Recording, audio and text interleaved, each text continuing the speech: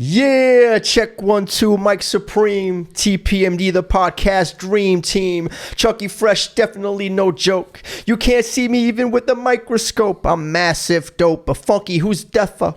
Yo, when we express ourselves like salt and pepper. Talbot et Pierrot, we the sickest, the wickedest, crazy mad psycho, the slickest. Hardcore pod, yeah, that's the ticket. Buck Wilding de la Suisse à Long Island, yeah. Ha ha. Rough enough to break New York from Long Island. Yeah. Ha ha. Yo, Thabo et Pierrot making dialogue avec Thibaut on the boards. Hell yeah. Ici depuis The Spot, épisode numéro 9. We talking beats and buckets. Comment ça va les gars? On est bien. On est bien. Let's go. Bien vous avez la pêche? On est bien. On est bien? Posé. Ouais. Tranquillement, la pêche, l'été qui revient. Ah, ça fait du bien. Ça fait du bien. Et c'est tous les quelques semaines, il y a des petites pépites comme ça qui arrivent sur le Twitter feed. Ça m'est arrivé l'autre jour. Grâce à Trash Talk. Il y a une bonne petite info que j'avais oublié de vous balancer la dernière fois, puis je pensais bien commencer avec l'émission avec cette info, c'est les règles de basket en Corée du Nord. Vas-y. Alors, un dunk chez eux, ça vaut 3 points. Oh, respect. Un tir à 3 secondes de la fin, ça vaut 8 points. Oh, wow. Un tir à 3 secondes de la fin. Un lancer franc raté, c'est moins 1 point. Absurde, incroyable, fascinant à la fois. Complètement. C'est complètement... Ils ont essayé un truc carrément. Le gars, il s'est fait plaisir. Il dit, moi, je vais changer les règles. Ouais, c'est l'entertainment, quoi. Tu grimpes en entertainment, en fait. C'est un dunk, 3 points. Et un lancer franc raté, c'est moins 1. Imagine Shaq. Ouais, mais avec les dunks, t'inquiète, il aurait le même leading score. Hein. T'as dit c'est la Corée du Nord? Ouais. Voilà, petite intro de cet épisode numéro 9. Ils font comme ils veulent. Ouais. Donc voilà, bon les gars, on est en plein playoff. Attends. Je sais pas si c'est au même endroit ou pas, excuse-moi. Ouais. Vas-y. Il y a une ligue aussi où les joueurs, la taille maximum, c'est 2 mètres en fait. Il n'y a pas de joueur au-dessus, ouais. Et je crois que justement, c'est un pays asiatique. Je suis pas sûr. Je crois que c'est peut-être les Philippines ou quelque chose comme ça. Genre à 2-10, c'est mort. Tu peux pas. Parce qu'ils sont tous petits là-bas. L'avantage est trop grand. Donc, il y a une taille maximum. Donc, un peu... Pourquoi tu me regardes comme ça? Non, c'est un peu dans le même sens. Un peu dans le même sens de ce que tu apportes. Mais le panier en dessous des 3 secondes à 8 points, t'as dit? Mais c'est réel, ça? Ah mec, c'est trash talk. C'est quand même, ils sont assez... c'est une source sûre, hein, d'habitude. Mais tu penses que c'est à la fin du match ou c'est à chaque carton? Ça, ils le disent pas. Hein. Non, ça, il n'y a pas précisé. Okay. On va lui demander sur Twitter. Faudra googler, Moi, je me rappelle juste d'un truc, ça me fait penser à dans les règles de ouf. Là, tu sais, à l'époque, MTV, ils avaient un week-end de basket. Je sais pas si tu te souviens. Et il y avait un match où ils invitaient des stars et ils les mélangeaient avec des joueurs. Et en fait, il y avait un panier. Donc, il y avait le panier à 3,5 m. Et tu avais un autre panier qui valait 20 points, qui était à 50 mètres de haut. Et ça, j'avais trouvé ça trop marrant. Tu pouvais tenter le shoot, et je sais que Tim Hardaway, il l'avait mis. Ah, tu l'as mis? Ouais. Je me souviens pas du tout de ça. C'était à quelle époque, ça? Ça, c'est... je me souviens pas. C'est vraiment à l'époque des... MTV, quand il y avait encore des bons shows. C'était à l'époque de la promo de NBA Jam Session, qu'on va revenir après. Mais donc, c'était 93, 94, je pense. Ok. Ouais, j'ai pas vu ça. Mais... Ah, c'était trop stylé, ouais. Donc nous, on est en plein mode playoff. Oh yeah. Et comme d'habitude, en matant ces quelques matchs, on se rend compte que l'arbitrage change par rapport à la saison régulière. Thabo, est-ce que tu peux m'expliquer? Alors tout le monde le sait, mais pourquoi il y a autant de différences entre l'arbitrage de la saison régulière et mode playoff? Je pense qu'il n'y a pas que l'arbitrage qui change. Il y a aussi l'intensité des joueurs, donc forcément l'arbitre doit aussi s'adapter. Aussi parce que la saison est longue, 82 matchs, c'est beaucoup de matchs, c'est pas mal de répétitions, de choses où les gens sont un peu dans un mode autopilote, parfois, autant les joueurs que les arbitres, que les coachs, etc. Et je pense qu'en play-off, tout d'un coup, on devient plus pointilleux sur les détails, sur tout ça. Encore une fois, autant les joueurs et l'équipe et les arbitres s'adaptent à ça aussi. Mais est-ce que... Donc, c'est connu que la saison régulière, ça arbitre pas pareil. Mais j'ai l'impression qu'à l'heure actuelle, il y a beaucoup plus de joueurs qui se plaignent, mais à chaque faute sifflée, tu vois. Est-ce que ça a toujours été comme ça ou est-ce que je vois les matchs d'un autre œil? Perso, je crois que ça a toujours été comme ça, Ouais, un petit peu. autant. Ouais, en plus, à l'époque, il y avait le trash talking, ça criait sur les arbitres, il n'y avait pas les fautes techniques au même moment. Il y avait ouais, je crois qu'il y a toujours eu ça, et puis c'est un peu dans tous les sports quand même. Et est-ce que, tant que joueur, donc tu sais que l'arbitrage change, tu arrives à t'adapter? Est-ce que tu oses justement défendre de plus près, de mettre la petite main, d'être un petit peu plus maladroit ou plus agressif? Ouais, je crois que de façon générale, il y a l'intensité quand même qui augmente. Et avec ça, forcément, il y a un petit peu plus de toucher, de physicalité, ou que ce soit un peu sur le terrain, que ce soit près du panier, que ce soit sur les extérieurs. Après, clairement, le jeu est en train de... a déjà changé. Quand on voit justement, moi, le basket sur lequel j'ai grandi, c'était les playoffs rugueux avec les Bad Boys de Détroit. Les cordes à linge. Exactement, les New York Knicks avec les Charles Oakley. C'était une époque qui était différente où justement le basket se jouait différemment. Mais aussi, je pense, une chose que j'ai oublié de dire, c'est aussi le public. Clairement, quand il y a le public qui est là, qui use sur chaque sifflet du public, de l'arbitre, qui a vraiment envie d'influencer le match. Clairement, l'arbitre, et je crois que c'est normal, on dit un arbitre, en fait, il joue tous les matchs à l'extérieur. Ouais, grave. Donc, il y a une pression aussi qui est là. Il y a les télévisions qui sont du quatre coins du monde, les yeux qui sont rivés sur les playoffs NBA aussi. Ouais. Donc, ils essayent d'être à leur affaire aussi. Mais c'est marrant parce que moi, j'ai vu un match de Memphis contre Minnesota, là. Je crois que c'était le Game 1. Genre, il y a eu le record de fautes sifflées au premier quart. Hein. Ouais. Donc, au final, c'est pas... Là, ils ont décidé d'intervenir sur tout, les mecs. Ils mettent le ton un peu comme ça. Ouais, c'était pas... Parce que toi, ce que tu dis à la base, c'est que qu'est-ce qui change? C'est que ça devient plus rugueux quand c'est en play-off. Je sais pas, mais j'ai l'impression... Ouais, déjà ça, mais ça c'est connu. Mais il me semble qu'il y a plus en plus de joueurs, alors qu'ils connaissent... Ils savent qu'en play-off, ça devient... Ils laissent plus jouer, que ça devient plus physique. Mais les joueurs se plaignent à chaque sifflet. Les superstars se plaignent. Comme si genre, hey, les gars, pendant la saison régulière, ça, on me siffle. Maintenant, on me siffle pas. Alors que dans les vestiaires, est-ce que c'est quelque chose... On en parle? Ça fait partie du jeu aussi. Je crois que c'est le travail psychologique. Quand tu sais que tu as une série de 7 matchs, il y a des choses qui passent pendant la saison, tu vois que tout d'un coup l'équipe elle défend d'une certaine façon contre toi, tu essaies d'influencer les arbitres aussi en disant voilà, quand je fais mon move là, à chaque fois ils me font la faute, etc. Donc c'est aussi un travail. La pression aussi pour contrer les arbitres. C'est un travail, voilà, peut-être l'arbitre du premier match il sera là pour le match 6, pour le match 7. Si je commence à lui mettre la pression maintenant, si je continue dans les journaux à dire ils me font les fautes, etc.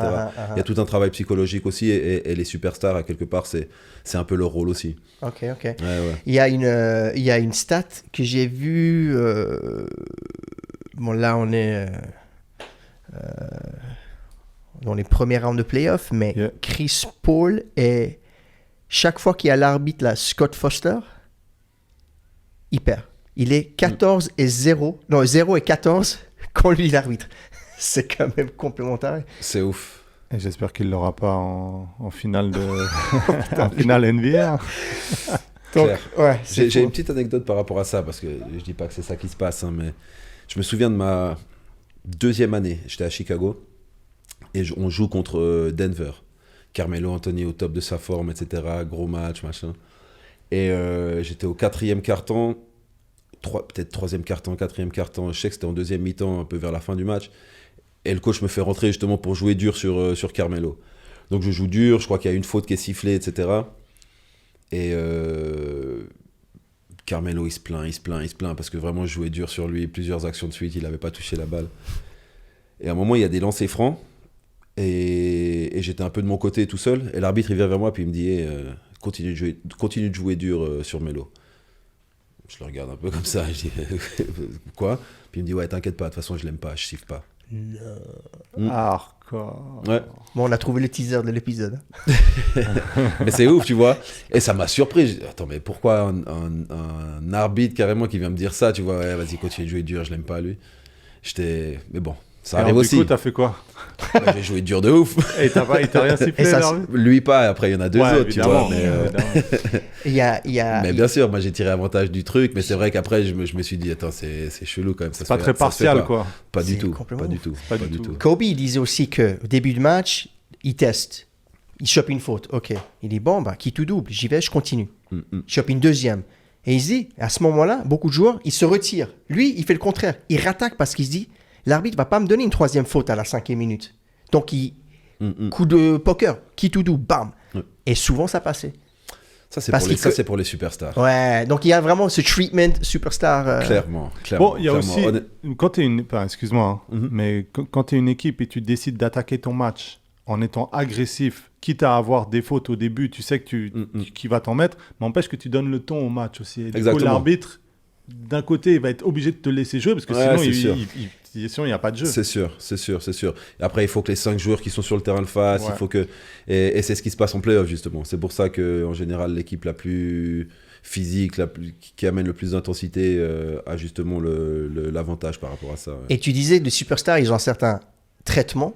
Ouais, est-ce que les rookies aussi, est-ce que tu as senti dans ta carrière, au début, on te siffle facilement, puis petit à petit... Des petits clins d'œil pour Carmelo, justement. Alors, pour moi, c'était un peu différent, justement. C'était dans le sens où, en défense, après la 2e année, j'avais fait des playoffs contre D-Wade, etc. Je commençais à être connu pour ma défense. 2e, 3e saison, après Oklahoma, 4e saison, etc.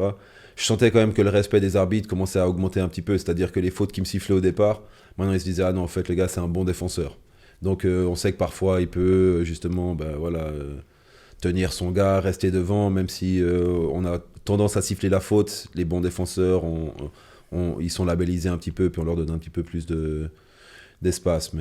Bruce Bowen, il défendait comme un enfoiré en vrai. Ouais, clair. Il était très très rugueux, et alors que vu il était considéré comme justement sa spécialité d'être un bon défenseur, ça passait un peu mieux. Ça passait, et puis il était aussi un peu dans cette transition de la NBA où lui, justement, venait un peu de cette école ancienne où tu tiens un peu plus, tu trouves des façons d'arrêter ton gars par... Tous les moyens sont bons. Le handshake, tu attrapes les bras. Toi, tu avais encore ça tout au début de ta carrière? Il y avait encore le handshake ou c'était déjà un peu éliminé? Non, il était complètement éliminé, mais tu pouvais... Petit bump, ouais, mais tu devais vraiment faire attention, quoi. Tu devais vraiment faire attention. Mais justement, pour revenir à ces superstars, moi, je l'ai vu. Alors bon, bien entendu que je suis pas non plus complètement impartial. mais c'est vrai qu'ils ont tendance à, justement, quelqu'un qui marque 30 points par match, qui marque un tir sur 2, un tir sur 3, tu vas l'arrêter 3-4 fois de suite. L'arbitre, même dans sa tête, il se dit non, mais il y a un problème. Il y a un problème là. Il a dû lui faire la faute, tu vois. Et des fois, il y a un peu de ça. Ouais. Mais vous avez vu le premier match du Game 1 Boston-Brooklyn? Parce que là, on peut parler de la défense de Boston sur KD, justement. Ouais, KD qui a perdu pas mal de ballons. Ouais, mais c'est limite, mec. Et justement, et là... Et là, peut-être que KD, il n'a pas eu le statut, alors qu'il devrait avoir ce statut-là. Et lui, c'est pas un gars qui se plaint trop. Je sais qu'il gueule un petit peu, mais il va pas faire trop d'histoire non plus. Mais c'était quand même... Toi, t'en as pensé quoi de cette défense? T'as vu le match? Moi, j'ai vu, incroyable série. C'est incroyable série. Mais surtout le premier quart, tu vois. Ce que j'ai pensé, moi, c'est si tu viens en arrière sur la carrière de Kevin Durant à OKC, il y avait beaucoup du blâme qui était mis sur Russell Westbrook parce qu'en fin de match aussi, le gars prenait 9 tirs dans le dernier quart-temps alors que Kevin Durant en prenait 5 ou 6. Mais aussi, la vérité de ça, c'est que Kevin Durant, il est un peu trop léger. Après sa blessure, je pense aussi, c'est pas forcément conseillé pour lui de mettre pas mal de poids et tout ça. Mais dans le 4e quart-temps, il le subit. Et dès que la défense, justement, en play-off, on permet de rentrer un peu plus dans le gars, de le reculer, il n'arrive plus à avoir les balles à ses sweet spots, comme on appelle ça, aux endroits où il kiffe vraiment avoir la balle. Et il n'arrive plus à mettre le petit dribble où il aime mettre le dribble parce que le joueur est vraiment dans lui. Et physiquement, il n'arrive plus à faire la différence. Il fait la différence avec sa taille, avec son envergure, mais pas physiquement, il n'arrive pas à décaler le gars. Mais là, c'est pour ça qu'on voit les shoots en fin de carton où c'est du fade away à chaque fois, tu vois. Mais là, tu es sûr qu'une équipe comme...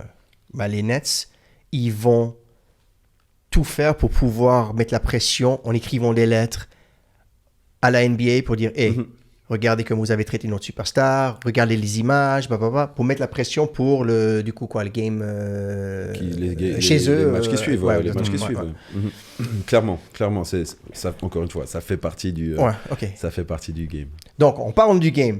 L'évolution, justement. Ouais. Tu en as vite parlé, mais on a un peu sauté, mais ça vaut la peine d'en parler. Il a énormément shifté, évidemment. Clair. Steph Curry, tir à 3 points, la vitesse. Toi, en tant que joueur, tu as dû t'adapter à ça aussi. Est-ce que par rapport au début de ta carrière, par rapport plutôt vers la fin, est-ce que tu as dû travailler ton tir à 3 points? À l'époque, ça se faisait pas. Des fast breaks, s'arrêter au tir des 3 points, tirer, ça se faisait sûr, pas. récemment, dans l'évolution du game, c'est clairement qu'est-ce qu'on voit. C'est le tir à 3 points qui est devenu ultra, comment dire, important. Ça devient une part intégrante de la tactique où il faut tirer un maximum pratiquement de tirs à 3 points. C'est les chiffres qui parlent. Un tir à 3, c'est 3. Exactement. Ouais. Puis ils ont fait l'analyse des analytics et puis ils sont venus avec cette configuration de tir, soit près du panier, soit à 3 points. Donc ça, c'est une évolution récente du game et c'est clair que moi, je l'ai vu, je l'ai subi, on va dire, ou en tout cas j'étais au milieu de ça. Tant qu'attaquant, mais en défense aussi du coup, parce que tu défends différemment. Les deux, tu dois juste t'adapter en fait. Tu dois juste t'adapter et puis comprendre aussi que y a beaucoup plus de possession maintenant dans un match, justement. Les tirs partent beaucoup plus vite, donc c'est pour ça que des fois aussi quand on compare les joueurs d'une époque à une autre, c'est compliqué parce que les matchs maintenant se terminent facilement à 120, 130 points. À l'époque, ça aurait été, c'était les matchs du All-Star qui se terminaient assez. Exactement. C'était 87. Encore que le record de points date de, je crois que c'est un match des années entre 90 et 2000 entre Washington et Denver, je crois. 160 chacun, Ouais, 170 chacun. Ouais, mais il y a eu des triples overtime ou même pas? c'est possible. Peut-être triple overtime, mais c'est même un score qui était complètement, qui était ouf. Ouais. Mais c'était des anomalies à l'époque. C'est une anomalie. Des scores comme ça, alors que maintenant c'est régulier, mais. Clairement, je pense que, disons, on peut parler des joueurs qui ont fait ce shift récemment et que Steph Curry, tu en as parlé. Parce qu'avant, on prenait quoi, 5-6 tirs par match? Ouais. À 3 points? Ouais, la stat, c'était ça, hein, l'époque si tu prends l'époque 90s. Chicago. Même pas par joueur, presque par équipe. Bon, mais ouais, c'est ça. Ouais, je pense que la façon de prendre le tir à 3 points, c'est plus Steph Curry. Mais le tir à 3 points en lui-même, disons, lui faisait partie de cette évolution où on lui a dit, OK, il faut tirer 10, 15 fois à 3 points parce que tu es super adroit. Ouais, parce que lui, son pourcentage des 3 points est comme un autre joueur qui fait des mid-range jump shots. Clairement. Ouais, mais disons, il y a beaucoup de joueurs à qui on a dit, maintenant, il faut tirer plus à 3 points. Mais Steph Curry, c'était plus la façon de trouver l'ouverture à 3 points. Après le dribble, super travaillé, les moves off the ball, pour recevoir le ballon. Non, ça c'est plus Klay Thompson. Non, Steph Curry, c'est vraiment avec la balle dans la main, pouvoir créer l'espace. Les 50 cm qu'il faut pour... Les step back, les trucs comme ça. James Harden, Steph Curry. James Harden, il a trouvé le loophole, parce que lui, c'est vraiment c'est les 3 pas en arrière. Ouais. Ça t'énerve comme défenseur quand tu vois un mec faire ses 6 pas, qu'il n'y a pas de marché sifflé? Parfois, moi James Harden, j'aime bien, je respecte son jeu. Okay. Moi, je kiffe le joueur, j'aime bien parce que... Ouais, mais c'est jouer avec lui ou vraiment concrètement? Concrètement, moi j'aime bien ce genre de choses où c'est pas... Qu'il a trouvé une faille ou un style et qui... Ouais, un style. Moi, je trouve que c'est un style bien à lui quand même, où... Quel coach, enfin tous les coachs, je pense, dans son carrière, lui ont dit arrête de mettre la balle 6 fois entre les... Ouais. Mais bon, si ça t'amène 30 points par match en NBA... Chiffre qui parle. Tu fais quelque chose de juste aussi. Et puis après, le step back, le truc, c'est... Mais la règle du step back, elle a évolué. C'est-à-dire qu'on ne pouvait pas faire un step back comme ça. Il y a le gather d'abord. Tu peux faire un pas sans avoir le ballon. Ouais. Donc ça, tu triches, tu as déjà un pas. Tu as le ballon qui est ferme dans les mains. Tu peux refaire 2 pas. Presque, hein, si je ne me trompe pas. Plus ou moins, c'est presque 3 pas. Ouais. Et après, c'est ça qui se passe parce qu'il y a le dernier dribble qui est posé au moment du... Ouais. Donc il y a une coordination quand même. Donc, il y a un move. Hein, il y a un vrai move. Mais tu n'aurais pas pu faire cette règle dans les années 90-2000. Tu aurais pu faire le même move. Tu aurais pu faire le même move. Ouais. Je crois juste que c'était... On parle de l'évolution. C'est tout d'un coup quelqu'un qui découvre un move. Alors, c'est pas forcément le meilleur joueur du monde, mais il découvre un move. Ça, tout d'un coup, dans les collèges, les gens, ils essayent un peu. Taka, c'est un move qui passe. Après, quelqu'un qui commence à le développer. Et ça vient petit à petit, ces évolutions du jeu.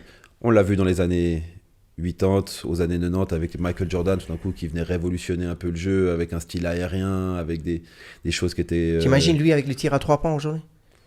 Ouais, Est-ce la qu'il aurait folie. travaillé à fond? Parce que maintenant, sûr, même bien les sûr. grands, genre les Les Tu 7 coaches, footers, les les gars de 7 2m15 même. Bah, prends ils tirent. Brooks de Milwaukee. Le mec, il a passé la moitié ou trois quarts de sa carrière. Il a pris 50 shoots à 3. Et puis regarde où il en est maintenant. depuis quoi. 3-4 Il en est à plus ans, de tout d'un coup, 300, il en est 400 à- Et ils sont shoots. quoi, à 35%, donc les chiffres parlent, vas-y, Plus, continue. même, ouais, il a près de 40%, le gars. Non, il est super adroit, puis exactement. Puis, enfin voilà, tu regardes même les Embiid et Jokic, les deux gros contestants MVP. au titre d'MVP en tant Ouais, que big guy, en plus en tant que 5, que pivot. C'est des gars qui shootent à 3 points. C'est dingue. Hein. Ouais, Notamment non, le l'évolution dernier, du- là, je crois que c'est le game 2 où il se retourne, il fait un step back en se retournant avec Ouais, un dans le- dribble dans à le- 0 dans le- degré, dans le- prend le dans le shoot. corner, Embiid là, de Philly, mais c'est hallucinant. Hallucinant. Alors, on parle de Un step gars de back sa taille, hallucinant. un gars de... Ouais. Mais, ouais. C'est Jordan Poole. Il met un coup de rein à Boogie. Il fait 2-3 pas en arrière. Il est derrière la ligne de 3 points. Il fait un truc, mais en millime de seconde. Ouais. Comme si de rien. Puis tu sais, l'instinct Ouais, c'est comme fou. ça. C'est fou. Ça, là, on voit l'influence Steph Curry. Ouais. Sur ce genre de joueurs Ouais. qui viennent maintenant de cette génération, tu vois clairement l'influence Steph Curry. Et dans le monde entier, tout le monde tire depuis le logo, quoi. Ouais, ouais. Tout le monde avant, tout le monde voulait dunker et machin. Et en fait, c'est ça, quelque part, je pense aussi pourquoi il y a eu autant d'impact que Steph, un peu light-skinned, un peu plus petit, toujours souriant, tout le monde s'identifie à lui Mhm. et tout le monde peut shooter. Ouais. Alors que dunker, il n'y a pas tout le monde qui peut le faire. Ouais, c'est juste, ouais. C'est juste. Non, clairement, il a un truc où c'est monsieur tout le monde un petit peu à quelque part aussi, si tu le regardes hors du terrain. Toi, quand tu hoopes maintenant, dans tes petits tournois et tout ça, toi, tu vois, tout le monde shoot plus qu'avant. En tout cas, le jeu dos au panier a disparu maintenant. Ça, c'est sûr. Il y a beaucoup moins de jeux dos au panier, des gars qui font des choses les gens ont envie de mettre la balle entre les jambes et de décaler son joueur et de tirer. C'est ça que... Donc, le move à Kareem Abdul-Jabbar, son skyhook, ça... Ça, c'est rayé. C'est rayé. Il n'y en a plus beaucoup. Hein. Ouais, Non, je vous dis ça parce que je sais pas si vous avez vu, il y a cette série de télévision qui cartonne sur HBO, qui est disponible sur Blue TV, qui s'appelle Winning Time. C'est sur les Lakers, les Showtime Lakers, fin des années 70, début des années 80, basé d'un livre, donc sur des faits réels. Il y a eu pas mal de critiques parce qu'apparemment Jabbar, il dit hey, les gars, c'est hyper stéréotypé. Il y a l'accro à la drogue et au cul qui est le patron. Il y a Magic qui se fait passer uniquement pour un accro au sexe. Il y a moi, j'étais toujours le gars en train de râler, toujours blessé. Enfin, tu vois, trop stéréotypé. Magic aussi, il a dit non, ça s'est pas passé comme ça. Il veut se blanchir un peu. Mais c'est hyper bien. Je sais pas si vous l'avez vu, hein, mais c'est Pas encore, non. hyper bien. C'est produit par Jonah Hill, l'acteur là qui joue. Il joue dans pas mal de films. Ouais, on est d'accord, ouais. Le comique, ouais. Ouais. Et donc lui, il s'est mis derrière ça et c'est hyper bien fait. Et du coup, ouais, ça m'a. Voilà, début des années 80, Showtime Lakers, une équipe qui se fait acheter. Le mec, Jerry Buss, il prend un risque, il s'endette, il n'arrive pas à tout payer en cash, donc il met des parts en immobilier. Il achète le Forum, le stade qui est inclus dans le package. C'est à Inglewood, c'est le désastre. Et lui, il a une vision, il veut faire rêver, il vend du rêve, il veut que les pom-pom girls, ça soit plus sexy, qu'il y a tous les stars au premier rang. Donc ça, c'était sa volonté, tu dis, ouais. C'est lui ok. qui a tout vu. Il mise tout sur Magic, alors que tout le monde était contre. Ils disent non, par rapport à son poste, il est beaucoup trop grand. Et lui, il dit non, regardez sa vitesse, fast break, on donne à Kareem, boum, boum, boum. Alors que personne était pour, c'était hyper, comment dire, unorthodoxe. Ouais. C'était pas du tout dans le norme du jeu. Ouais. Il a insisté, et du coup, Pat Riley qui s'incruste, on voit Une Jerry belle West. histoire, une histoire Incroyable. de champion et de de gars qui étaient passionnés du jeu et puis qui ont marqué l'histoire, clairement. Qui ont marqué l'histoire. Ouais. Parce que moi, j'ai pas vu non plus encore pour l'instant dispo la sur série, Blue, mais Blue TV, je vous le conseille. je vais checker ça. Quelle période? C'est quoi? C'est les 5 titres qu'ils ont gagnés C'est les fameuses... ils ont gagné en 80, fin après en septembre, 82. début 80, ouais, 84 aussi. C'était eux et les C'est Celtics. l'affrontement face aux Celtics. Ouais, Mais après, ouais. ils ont quand même perdu contre Détroit aussi, je crois. Ils perdent aussi contre Portland, je crois, en 81. Après, ils ont... Portland, ça devait être en finale de conf, alors. Ouais. Bref, là, je suis au milieu de la série, de la saison, là, et c'est vraiment bien. Et du coup, ça m'a fait replonger un peu. Moi, je suis arrivé aux States 79. Et je me souviens, à San Francisco, les logos jaunes, violets, Lakers partout. Je me dis, mais c'est quoi? Ils sont pas d'ici, ils sont plus au sud, c'est quoi? Et partout, il y avait ces Lakers, quoi. Ouais. Et Parce tu que vois les images. raconte un petit peu, c'est vrai que toi, depuis le début, tu nous casses les pieds avec tes Golden State Warriors. Il est temps que Explique-nous l'origine, là. Il est temps que tu nous racontes un petit peu, parce que toi, tu as grandi en Californie, tu es né en Suisse. Je suis né à Bâle, mec. Né à Bâle. Je suis né à Bâle. Okay. Mes parents, à l'âge de 30 ans, ils ont décidé de tout laisser tomber, partir aux States. Mon père, il a chopé une espèce de bourse pour faire une école d'art à San Francisco. Et ça, c'était autour de quelles années? Là, on est au début, je crois qu'ils en parlent 78, 79. On part la première fois en 79, prendre des repères. Moi, j'adore direct. Il y a des couleurs. T'as quel âge? J'ai 6 ans. Ouais. J'adore. Tu vois les... En plus, à Cali, c'est différent. C'est que, je sais pas, tout con, mais tu roules dans la ville, t'as un fast-food, mais avec un espèce de parc à l'extérieur, tu vois. Puis t'as un petit bonhomme un peu cartoon qui est le logo. Claire. Tu vois, il y a des... C'est hyper attirant. Et on est revenu en Suisse, prendre les affaires. On a dit, bon, on repart pour de bon. T'es OK? Et moi, j'ai dit, oui, ça allait de soi, tu vois. Et on part là-bas. On a un container avec nos affaires. Donc on laisse. Et ça se fait. Mes parents, ils ont 30 ans. Ça se faisait pas fin des années 70, début des années 80. On arrive dans le Mission District, qui à l'époque était quand même à côté des Mission Projects. C'était assez chaud. On est des seuls blancs. On arrive avec un container au milieu de la rue. On a un appartement. Et on déballe. Enfin, voilà, on aménage. Et on a un chien. Et il fait un peu le protecteur et il a tout le monde qui back off. Okay. Et là, il n'y a que des Mexicains, les Filipinos, quelques Blacks et nous. Naïvement, comme ça, on s'installe dans un quartier qui est vraiment off the Mission Project, c'est assez chaud. Et là aussi, 82, petit à petit, ça se dégrade. C'est crack cocaine, exactement, les homeless. C'est la première fois où j'entends le message. Ça commence à dégrader un peu. Complètement. Si on veut, Complètement.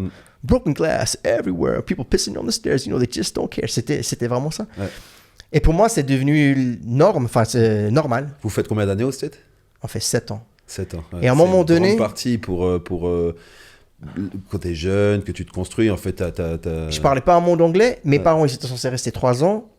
s'est transformé en 7 ans. Et en fait, ce qui est marrant, c'est quand tu reviens, tu as passé la moitié de ta vie en fait, au States. C'est ça que tu connais. Ouais. Et en fait, je suis revenu, je suis censé être juste pendant 10 jours, problème de famille. Je suis censé retourner aux States et on me dit, ah non, tu peux pas retourner. Et on n'a rien du tout. J'ai un petit sac avec 2 paires de training, une paire de baskets, 2 chaussettes. Et c'est toi et ta maman au début? Ouais. Et on est chez mon grand-père à Moudon. On n'a pas de chez nous. Et... Tu parles anglais? Tu parles encore français? Tes parents parlent français? On parle en anglais. Ouais. Ils me répondent des fois en suisse-allemand. Je parle des fois en français. C'est un peu un mishmash. Ça explique l'accent. L'auditeur maintenant commence à de Georgie du hip-hop. Et à un moment donné, il y a une anecdote que je n'ai jamais racontée. Je vais peut-être vous la raconter. Let's go. Quand je pars de San Francisco, en fait, du jour au lendemain, on part. Parce que ça devenait un peu plus chaud, parce qu'à l'école, c'était vraiment beaucoup de violence, mais normal, hein, c'est jamais vraiment eu trop de danger, mais voilà, il y a un peu de rue. Et un jour, il y a un homeless en face de chez moi. Et tu sais, tout le monde se dit yo, what up, my nigga? C'est le N-word. Hey, moi, j'ai aucune idée de ce que ça veut dire. Mais je vois que tout le monde se dit yo, what's up, bro? Yo, what's up, blood? What's up? Et j'entends toujours ce mot. J'ai aucune idée de ce que ça veut dire. Et à un moment donné, le mec, il m'agresse parce que, je sais pas, je crois qu'on est avec des vélos autour de lui, on charrie un peu. Il m'envoie un peu chier, puis Et des petits avec qui j'étais, c'était des blacks, et ils disent, hey, les gars, machin. Et moi, derrière, je dis aussi. Et ils m'insultent, ils me sautent dessus, ils m'insultent. Et ils me traitent de, yo, what the fuck, yo, you white trash. Hein? Et moi, je suis blessé, je me dis, pourquoi ils me traitent de white trash? Wow. Et je comprends pas. J'ai aucune idée. 2 jours plus tard, on a 3 portes d'entrée, parce qu'il y a 3 étages dans l'immeuble, et il y a 3 cas. Et une mini émeute devant chez nous, KKK. Voilà, mes parents me disent... Et vous étiez les seuls blancs du bon, il se passe quoi? Oh, wow. Je sais pas, chaud. Bon, écoute, je crois que on se fait un peu agresser. Quand je rentre, c'est plus le même comportement. Les voisins me regardent plus de manière. Plus de la même manière. Il s'est passé quoi? Tout. Moi, je suis un peu le gars, je sais pas trop. Et je n'ai parlé l'autre jour à mes parents. On a reparlé de cette transition parce qu'on quitte les San Francisco, on achète une Chevrolet Station Wagon, comme dans les films, à $750. On pack up et on part l'autre côté du pont et on part, on longe la mer comme ça. Et on arrive dans un petit village de hippies. Et là, c'est l'inverse des rues de San Francisco. Et on est dans un village où tout le monde est à pieds nus, il y a des chiens qui se baladent partout librement. Ça, c'est un peu la campagne. Et là, je fais 5 ans dans un petit village de hippies hyper communautaire comme ça. Tu vois, hyper en avance niveau bio.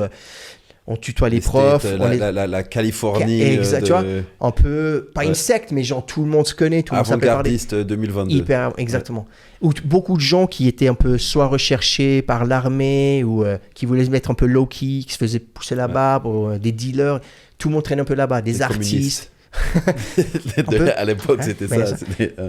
Et donc je me retrouve, des 2 extrêmes. Ouais. Et là, j'arrive de petit village qui s'appelle Bolinas, qui est genre à... je sais pas, 40 minutes, je sais pas, 40-50 km de San Francisco, à Moudon. Voilà mon histoire. Fou, ouais. En 87, tu vois. Et donc, ça, c'est et t'avais pas capté que t'allais rester en Suisse en non. plus. Je suis censé rester 10 jours, c'était pour l'enterrement de mon arrière-grand-mère. Et au début, moi, je me fais des parano. J'ai l'impression que mon père, il fait exprès de rester là-bas parce qu'il veut nous laisser, qu'il a une vie parallèle. Et à un moment donné, lui, ils ont dit, bon, bah, lui, il faut qu'il revienne. En fait, on a appris après coup qu'ils avaient pas le droit de nous virer, mais ils avaient le droit de nous interdire de rentrer. Donc, à un moment donné, mon père, il bossait avec des Indiens, avec des Sioux, il faisait de la poésie, il était un peu... il bossait avec des gens qui faisaient des manifs un peu anti-gouvernement, tu vois, c'est des Indiens Native Americans. Ça aussi, c'était un peu les talibans des années 80, tu vois, c'était un peu anti-gouvernement. Et donc, du coup, ils n'avaient pas le droit de nous virer, mais ils avaient le droit de nous empêcher de rentrer. Et du coup, du moment où vous étiez sortis, c'était la façon de fermer la porte derrière. Ouais. Et je me retrouve à Moudon sans rien, 700 mètres d'altitude, 2 mètres de neige. C'est ouf. Et après, je découvre Lausanne et je me dis, il y a une civilisation. Il y a des gens qui écoutent du rap. Ouais. Justement, par rapport à ça, parce que c'était clairement une communauté d'artistes aussi où tu vivais avec tes parents justement pendant 5 ans. Ouais. Est-ce que c'est ça aussi qui t'a fait découvrir la musique, le rap? Est-ce que c'était déjà à cette époque-là? Le rap, c'est à San Francisco, ça c'est sûr. Okay. Le message, les morceaux de P-Funk qui passent dans les voitures. Après, à Bolina, c'était le début, il y avait Beat Street, le film de break, il y a les Africains Bambaataa, il y a les premiers Run DMC, et là on est à fond dedans. On voit, ils font la couverture de Rolling Stone Magazine, il y a le début de Def Jam. Et quand tu dis c'est là-bas au States. C'est un peu, dans le quartier, tout le monde a son passage de break, tout le monde se battle derrière l'école en faisant du smurf. Il y a certains qui persistent, d'autres qui passent à autre chose, au skate et tout, au surf. Et c'était le début du rap. Et j'avais mon premier groupe à l'âge de 9-10 ans. On chantait, on rappait, on faisait un peu des... Dans ton village hippie là-bas?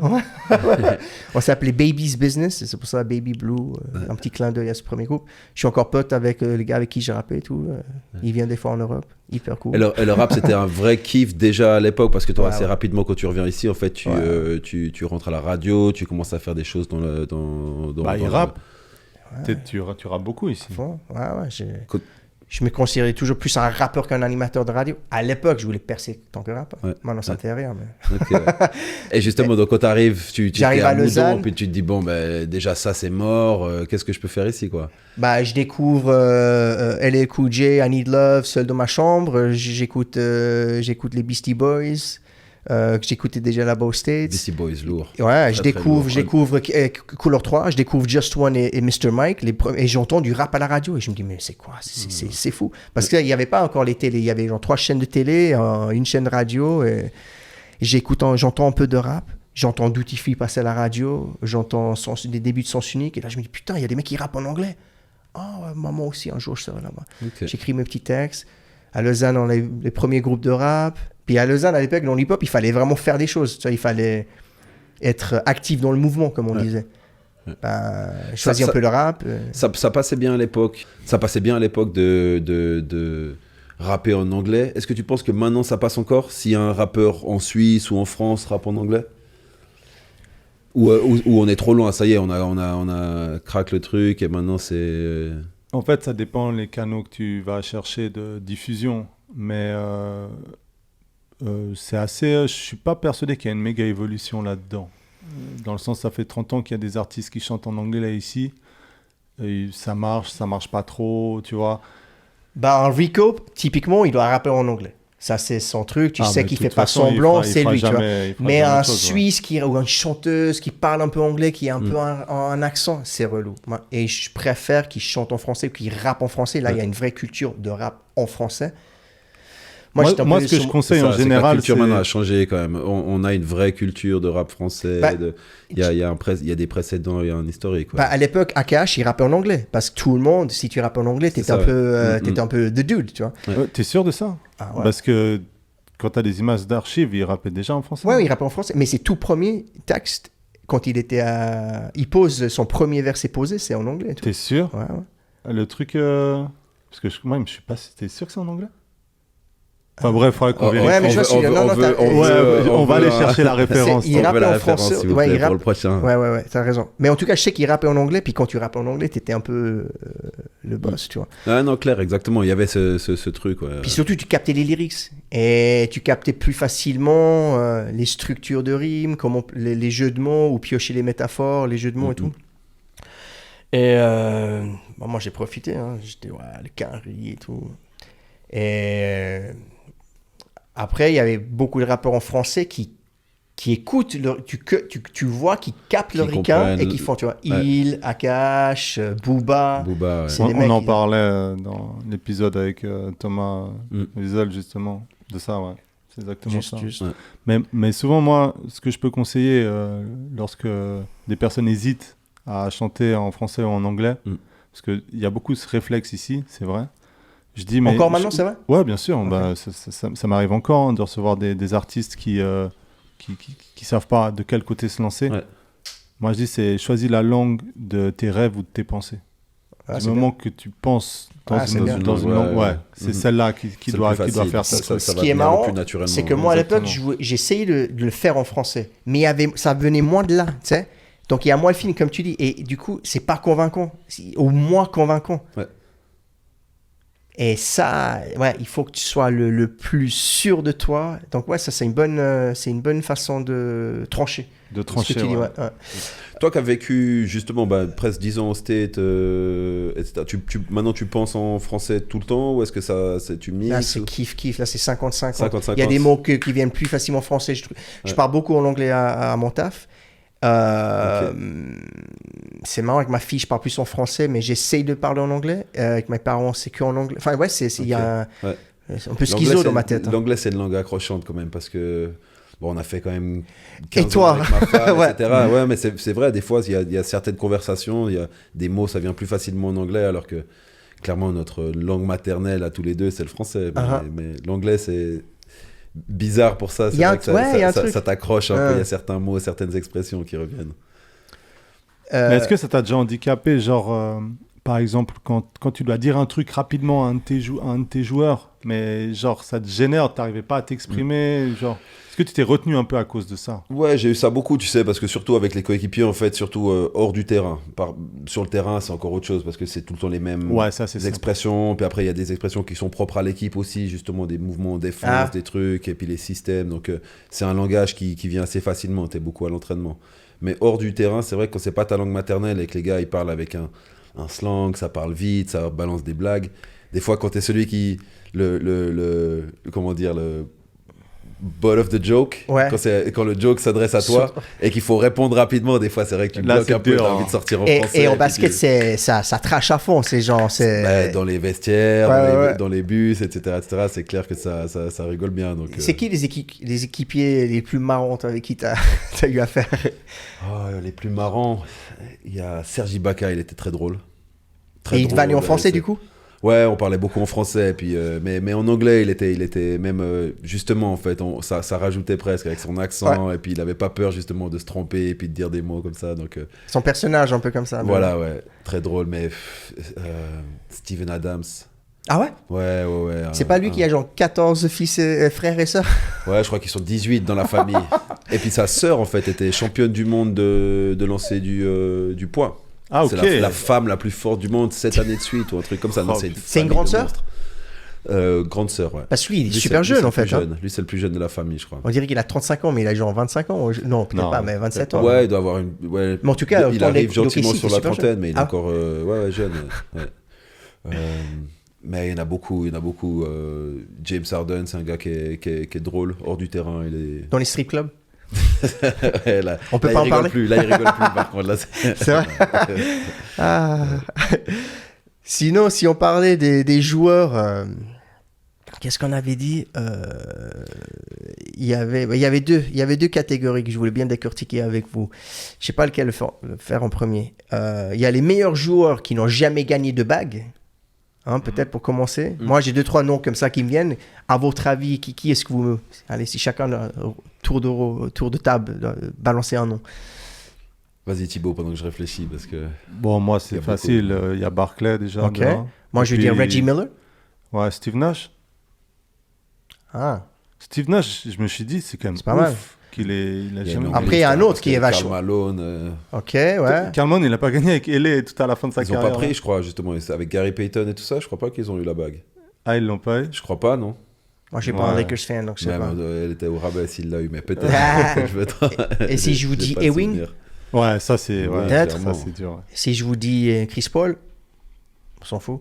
Si je vous Ah, dis... c'est Non, un parce très que bon Chris joueur, Paul, très on bon sait joueur, pas. très bon Chris joueur. Paul, on sait pas. Il C'est a pas pas fini fini. d'écrire son Ça va. histoire. Mais... Ouais. Si je vous dis T-Mac, Ouais, ça je m'en fous Ouais, plus. ça, moi. C'est vrai c'est incroyable joueur, hein, je kiffe Ouais. grave, mais C'est pas En fait, de bague, en fait il est même jamais arrivé en finale. En Ouais. fait, moi, je vois quand même une différence. Même si Reggie vrai, ouais. Miller. ouais, je vois ce que tu veux dire. Reggie Miller, il a fait des finales déjà. Puis surtout, il est chaque fois... Et du coup, ouais, tu vois, tous ces joueurs qui sont arrivés en finale, il y a quand même un step. Ouais. Genre, je sais pas moi, Claire. un Carmelo, Carmelo, franchement, ça fait mal au cœur, mec. En playoff, il a tellement jamais rien fait, le pauvre, que t'es là. Bon, Mais ça, bah, c'est dû à quoi? C'est... C'est un Jeu de sport cartes d'équipe, qui- hein, déjà, Hmm. pour commencer. C'est un sport d'équipe. Robert Horry, il en a combien? 5, 6 bagues, plus que Jordan. Sept, ça se même. trouve, Yeah, 7, yes. plus que 7, Jordan. ouais. Yes, Donc, enfin voilà, des fois c'est bon moment, bon endroit. Ouais, c'est Ouais. ça. Des fois il y a les blessures aussi. Il y a des équipes, il y a des joueurs, ils auraient peut-être des bagues si, tu vois, s'ils avaient Putain. été épargnés de la Tout un blessure, chapitre, ça, les ceci, blessures. Claire. Je sais pas s'ils vont l'aborder maintenant. C'est un petit... Non. Mais, Ouais. Sinon, ouais. si on... Non, mais Barclay, c'est vrai que c'est un des. Moi, je pense Donc, Reggie donc, Miller, Barkley, Ewing, là, on est d'accord pour un big trio, puis après, un petit fall-off peut-être, ouais. Bon, Tu- c'est vrai que Karl Malone, John Stockton, 2 fois de suite, ils sont. En fait, ce qui est abusé, c'est les Ouais, eras Karl Malone, des meilleur équipes, marqueur, quoi. ouais. Iverson aussi, il avait Ouais. sa chance, Ouais, il y en mais a beaucoup voilà, qui- tu vois. il y en a beaucoup qui en veulent à Jordan. Hein. Ouais, Il a c'est ça que je veux monopolisé, dire. il a Attends, mais monopolisé. Iverson, Iverson, il a rien. Iverson, il a Iverson, rien, il est arrivé une en fois, finale contre LA, putain, il a oui, fait son c'est- match où il met 43 points. Ah bah ouais, lui, il faut... Oui, premier oui, il match gagne le match, incroyable, où c'est il marche incroyable. au-dessus de C'est lui. juste. Il marche Et par-dessus. après, allez, Ah, c'est là où il y a le step 4-0, over. ciao. Ouais. Ouais, bien sûr. Tyronn Lue. Ah, c'est- Tyronn Tyronn Lue. Lue. Ouais. Mais tu sais qu'à part ça, c'est marrant parce que je Mythique, discutais avec ce un monde. basketteur suisse, Basile Exterman, je sais pas si tu avais rencontré ce gars, mais lui, ils avaient une super équipe Genève et ils ont tout le temps tout perdu à cause de 2 gars, c'est les Mrazek. Donc les adversaires en face, Le c'est- manque de bol qu'il a eu, lui, Ouais. dans sa carrière, c'est qu'il y a eu en face les Mrazek. Je crois que c'était 2 frères, dont celui qui est parti après. Aaron Brazek qui est parti à Lasvel. Voilà, c'est ça. Tout Et- meilleur et- joueur Et suisse. face à ces gars, tu pouvais rien faire en fait. Mm. Et quand tu tombes, bah voilà, t'as beau être un super joueur, avoir une et que super ça suffit équipe. pas. Voilà, bah c'est C'est comme au tennis. l'histoire de. Ouais, c'est un peu comme au tennis, ouais. Sauf que, évidemment, c'est encore pire parce que là, c'est single et c'est 3 gars qui ont maîtrisé. Voilà, ça c'est fait 20 ouais, ans. Au moins, ils se sont partagés quand même un petit peu le truc entre eux. Enfin, ils ont monopolisé le truc entre eux, en fait. Ouais. Et sacré trio, hein. Je me demande si on va revoir une telle. Bon, en plus, au tennis, c'est encore différent parce que tu peux en vouloir à personne à part toi. C'est toi face à toi-même. Ouais. Les gars, ils sont soit meilleurs, soit toi, t'es meilleur. Par contre, Charles Barkley, il peut toujours dire à Jordan, en 1 contre 1, je suis meilleur que toi. On le saura jamais. C'est vrai. Tu vois ce que je veux dire? Donc, au tennis, au bout d'un moment, est-ce que j'ai été assez fort ou pas? Et mentalement aussi. Hein. Ouais. Je pense que c'est ça qui est dur. On le voit un petit peu avec Westbrook, les Lakers qui n'ont pas fait les playoffs. Et je sais pas si vous avez suivi un petit peu les déclarations, les interviews d'après saison, parce que forcément, c'est pimenté un petit peu quand tu fais pas les playoffs. Surtout quand c'est les Lakers. Ouais. Et c'est vrai qu'il s'est beaucoup déchargé un petit peu du... Ouais, rightfully so aussi, quelque part. Du poids, exactement. Donc, c'est ça. Tu peux toujours aussi... Est-ce que c'est le photosystème de jeu? Est-ce que c'est...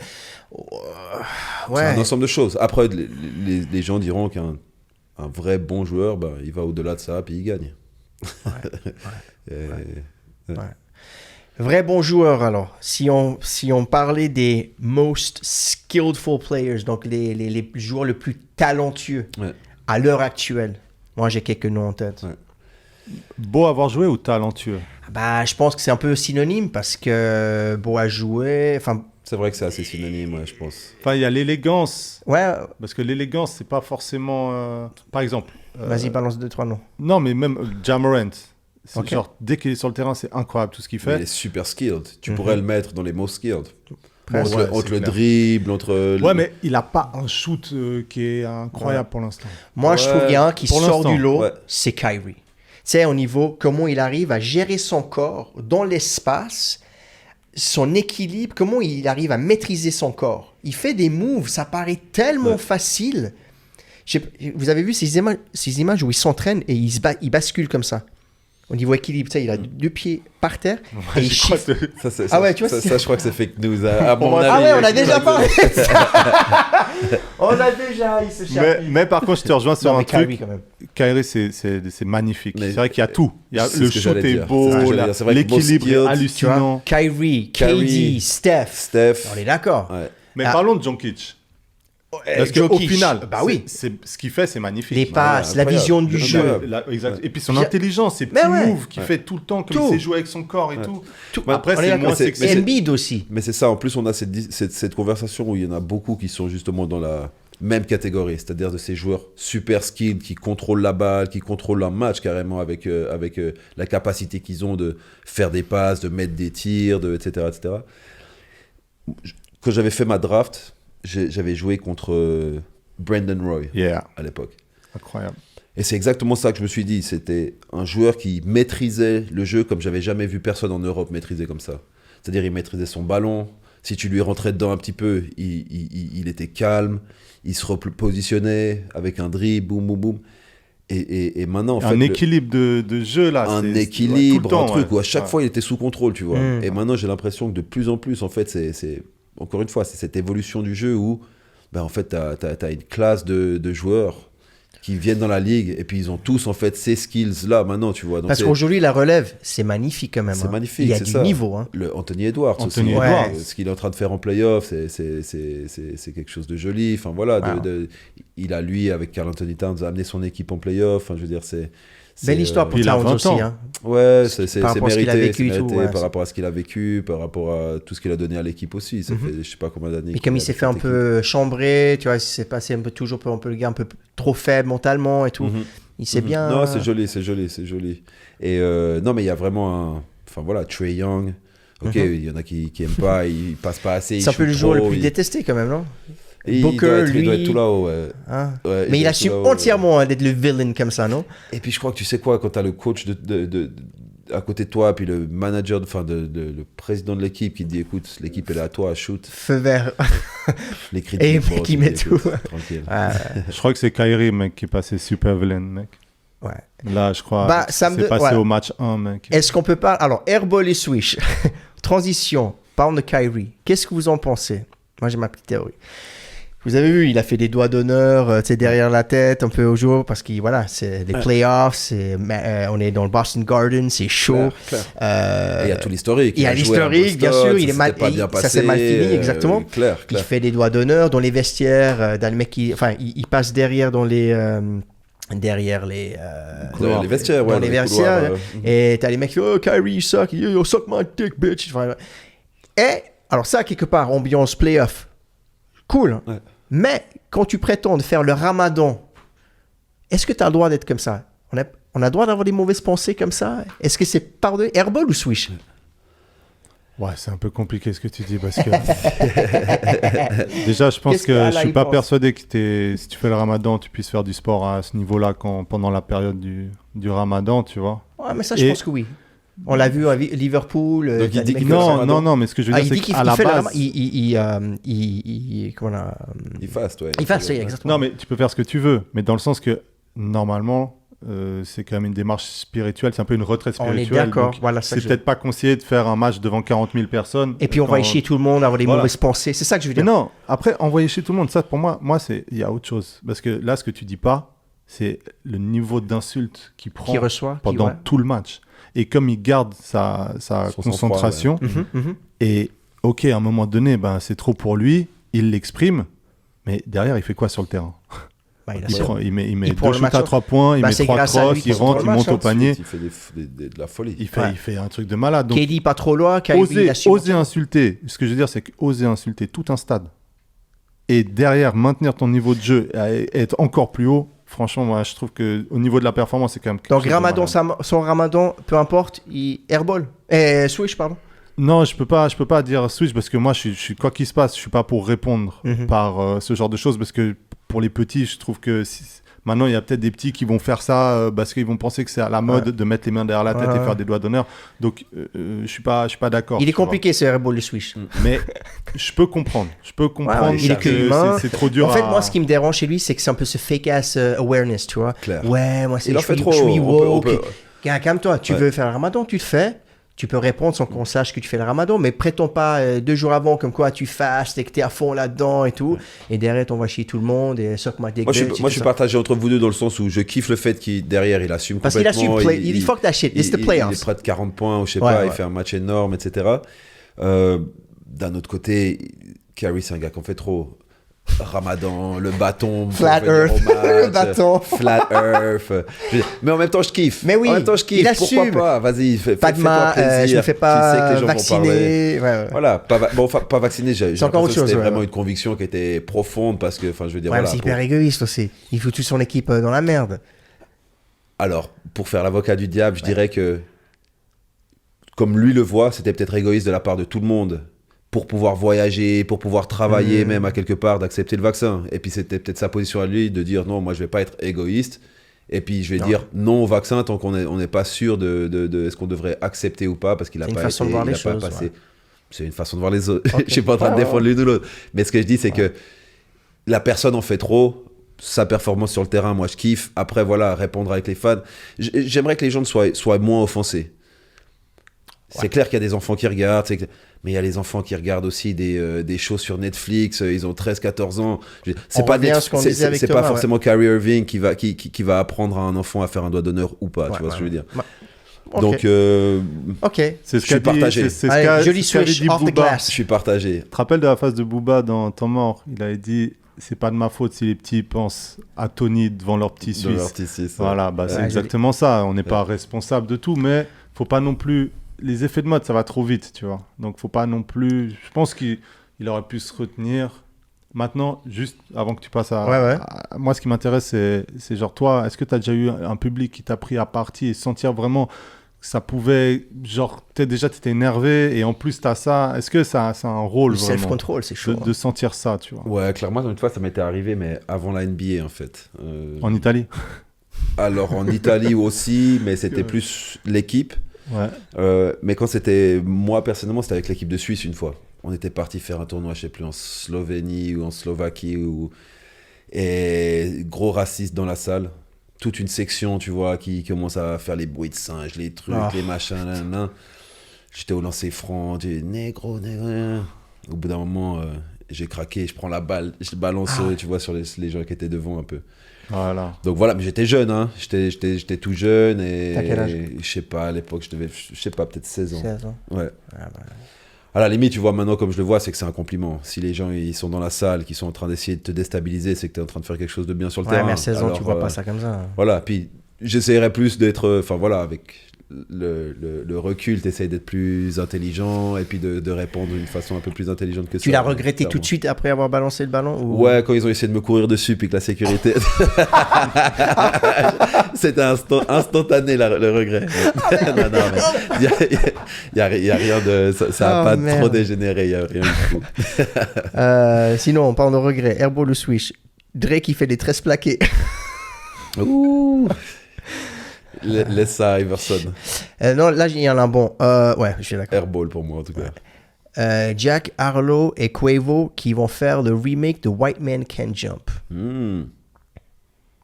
Ok. Moi, c'est un airball, je suis désolé, mais tu refais. Bah, tu l'as pas vu. Mais il n'y a pas besoin de refaire certains films, des classiques, on les touche pas. Mais pourquoi pas le refaire, ça peut être cool, mais pourquoi amener des superstars du rap dedans, etc. Tu peux le faire avec des acteurs.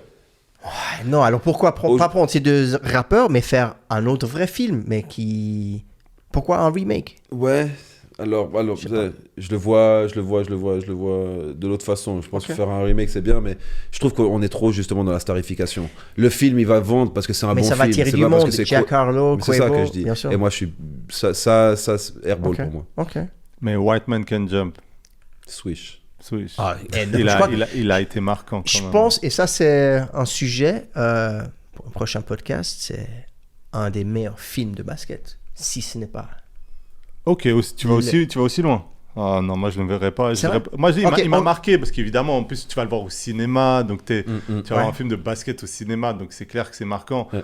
Après, aller jusqu'à là, non. Ok, non. intéressant. Il y a d'autres films Allez, qui passent on garde devant. aux choses celui-là parce que ça c'est un sacré sujet. ouais. Hein. Ah, yeah. Airball ou Swish, il y en a un qui va te faire plaisir. On en parlait une fois après une émission sur le sujet. Tabo, c'était... Là, il y a eu 2 lady inmates, donc 2 femmes emprisonnées en New Jersey qui tombent enceintes par une trans qui est aussi inmate parce qu'il y a une loi qui est passée où les trans pouvaient choisir où faire leur sentence, le prison sentence. Ok. Comment dire ça? Tu veux qu'on dise Airball aussi sur cette histoire Sous la Qu'est-ce que tu... Mais attends, mais T'as beau, je t'en elles sont... C'est C'est deux... des viols ou bien c'est... Non, je crois pas. Ok. Non, mais le fait que des transgenders puissent choisir leur Leur prison. prison. Par principe, je suis assez contre Ouais. De pouvoir choisir sa prison. de pouvoir choisir sa prison. Par principe, je suis assez contre. Mais tu sais qu'il y a une phase comme ça qui est en Suisse qui est assez marrante. Tu pourras juger si c'est Airball ou Switch. C'est un gars qui a capté que s'il devenait meuf, il pouvait prendre sa retraite à 60 piges et pas à 65. Alors du coup, pour profiter du système, il s'est fait...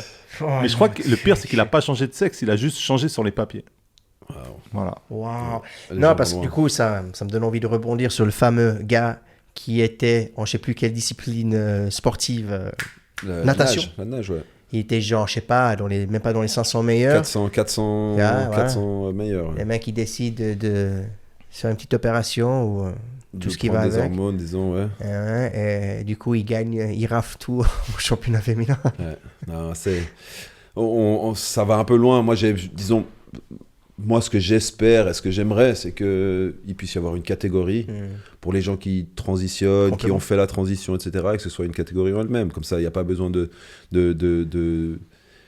toucher aux records qui ont été établis Pas par, très juste, par, moi, ce ouais. qu'on appelle quand même jusqu'à aujourd'hui femmes biologiques. Donc, Ouais. je trouve que ça serait respectable d'avoir une catégorie Transgenre. Ouais. Ouais, pour les gens qui Ou transitionnent. homme qui ou, change de sexe et tout ça. Ouais. Soit, Ouais. c'est pas forcément à moi qui vais choisir, soit Ouais, ouais. ensemble, soit voilà. Ouais, ouais. Bref. Mais pour moi, je trouve que ça serait bien de laisser C'est Et le vrai sport qu'à part féminin ça- et le sport masculin pour des gens qui biologiquement sont nés de ce sexe. Et puis si, bien sûr que les autres, ils ont le droit d'aimer le sport et d'avoir une compétition dans le sport qu'ils aiment. Et autant leur trouver une catégorie où ils peuvent faire ça. Parce qu'avec les contrats et le fait que le sport féminin est de mieux en mieux payé, genre il y a même des joueurs de basket qui étaient peut-être pas assez forts pour aller en NBA, qui Bah oui. peuvent du coup changer de sexe Clair. pour Bah prétendre à choper des gros contrats en WNBA. Non, Et puis ça, même, tu- imagine ça, les tu femmes peux le qui- placer partout. Toi, t'es ça. un 1,95, t'as joué au basket pas mal. Ouais. Pour 400 000, Vas-y. pour 400 000 par année, Thibaut, Si tu poses Tu à nous moi fais- personnellement qui ai des enfants, tu nous fais la je vais leur transition. expliquer ça. Je vais expliquer à ma femme. Ouais. C'est énorme. Ah. Bon, les gars, sinon. Et en plus, je pense que je pourrais me faire facilement bien battre en WNBA Ah, mais maintenant. la honte, le mec, il Niveau fait cardio, tout je suis ça pas du pour tout se sûr de tenir. Ah. Ça demande un petit entraînement. Juste pour rebondir aussi, je sais pas si vous avez vu la petite info, c'est Griner, c'était une joueuse des Suns, des Las Vegas Suns, qui a C'est- gagné les titres NBA. Elle est très grande, elle a fait beaucoup de bruit en college, et puis maintenant depuis des années en NBA. Et beaucoup des joueuses WNBA, elles jouent en Europe pendant l'intersaison. Et elle, en fait, elle s'est fait arrêter en Russie. Tout au début de. Et je crois qu'elle y la est guerre, encore. Hein. ouais. Arrêtée en Russie Prétexte parce qu'elle d'avoir, avait du THC, de la weed avec elle dans les bagages. Donc, Ils je ont- sais pas ce que vous en pensez. Je sais pas si vous aviez entendu ça. Si, bien sûr. Et même qu'elle est dans des conditions qui sont pas très bonnes. Apparemment, C'est vrai, ok, les ouais, gens j'ai se pas- soucient beaucoup de sa santé. Ah oui, parce tout qu'on n'a ça, pas hein. d'infos. Elle est un peu prise en otage et Poutine l'utilise un peu comme pièce de négociation, peut-être un peu comme. Ouais, c'est fou. Hein. Une complémentaire. joueuse de basket. Et si c'était un joueur de NBA, bah on en parlerait dans Tous les médias. tous les médias Mhm. possibles et imaginables. Mm. Et, Ouais. ouais. Bon, on lui souhaite de pouvoir s'en sortir en tout cas. Clairement. Sinon, en parlant de sortie, qu'est-ce que vous kiffez là ces temps? Qu'est-ce que vous écoutez? Il y a des sons qui vous ont. Moi, Vous je avez peux, en- je peux en citer rotation tout l'album de Makala Kaokis Ah, qui est ouais. sorti depuis le 1er avril. Il cartonne. Je vois qu'il y a vraiment énorme. En tout cas, sur Twitter, il a un impact. Il a marqué les gens de partout, Suisse, France. Genre, je lis vraiment énormément de. Il a une fanbase qui est, C'est ça, très hein. très solide parce qu'il propose quelque chose qui est quand les gens Il y a une découvrent. fraîcheur, et- hein. Voilà, c'est ça. Ça ressemble à rien. C'est vraiment lui. Sur scène, il défend ça comme personne. C'est hyper balèze. Donc, big up à Mac. Ah, il est- Moi, je l'appelle Mac Tyson. Et Moi, en ce moment, j'ai écouté un petit son de Jack Harlow. On en a parlé un peu plus tôt. Nail Tech. on le met? C'est quoi? Ouais. Je sais pas si vous avez entendu ça. Attends, je peux. Je le mets moi ou toi Ouais, euh, lance-le dans le. vas-y. dans le micro.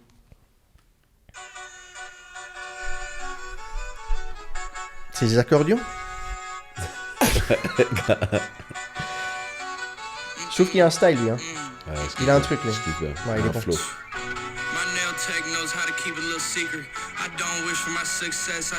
Ouais, puis là, il est authentique. Il fait pas semblant. Ouais. C'est un vrai gars et il maîtrise. Jeu de mots, flow. Grave. Bonne lyrics. Ouais.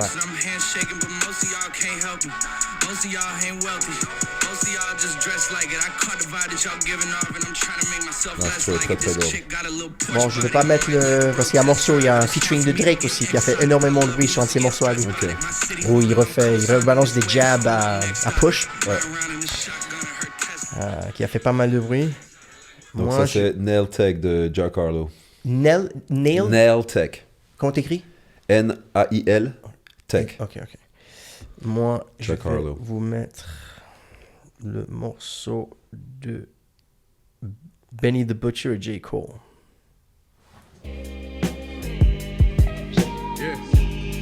Ça s'appelle Johnny P's Caddy. Et je l'ai en boucle depuis 2 mois. Et... Incroyable. L'instru commence bien, la vibe. Et le verset de Cole, c'est juste. Street shit made me what I am today, niggas. Nah, I went so hard for that shit. I deserve this shit, niggas. Butcher coming, nigga. This ain't my story about rags to riches, more about how I mastered physics. In the game, I used to train like Rocky, catching chickens. I was nice, but they was right when they told me that rapper business. I had 10 bands in my stash when I passed over $500,000. Come easy, no good. Don't be surprised I'll last these niggas. It's like they put out a smash, then they gone in a flash, admit it. And then they make tracks and disses like that's gonna add up the digits. They showing fake racks and pictures like that's gonna attract the bitches. That was really Johnny me, Peace niggas Caddy. ain't have to act and Ce que j'aime avec ce morceau, que c'est un de ces morceaux où on peut débattre lequel des deux rappeurs a bouffé l'autre. Tu sais, qui a le meilleur verset. Comme à l'époque, je sais pas moi, Jay-Z et Eminem dans Renegade. Tu sais, il y a ces fameux morceaux où c'est 50-50, 49-51, selon qui tu demandes. Et chacun se défend et qu'il y a une compétition saine, que chacun, enfin voilà, ça tire vers le haut. Ça, j'adore, quoi. Bon, Eminem, Jay-Z, Nas, il avait choisi son camp. Hein. Parce que c'est à l'époque où il taillait Jay-Z, il avait dit que c'était un blanc qui avait fait le meilleur 16 même de sur son son album. propre morceau, il s'est fait... ouais, non, sur son album, il avait dit quand même. Et j'avoue qu'Eminem, il avait été chaud quand même. Mais ce qu'il faut savoir sur ce morceau, c'est que c'est un morceau qui existait déjà avec Royce et M, et ils ont enlevé le verset de Royce, et Jay-Z s'est posé dessus. Donc en fait, M, c'est lui qui l'a produit, il se cale millimétré dessus, et bon, il est incroyable son verset. Mais Jay-Z, il se défend super bien, parce que quand il dit « Do you listen to the lyrics, or do you just skim through them ?» Rien que cette mesure-là, c'est... Enfin bref, il y a un débat. Voilà les gars. Yeah. Lourd. Bon épisode. TPMD, mec. Yeah. On est bon, hein. Stay safe. All right. Peace. Peace. He's back! Ladies and gentlemen, boys and girls. Yo, TPMD. And scratch for that. Yo.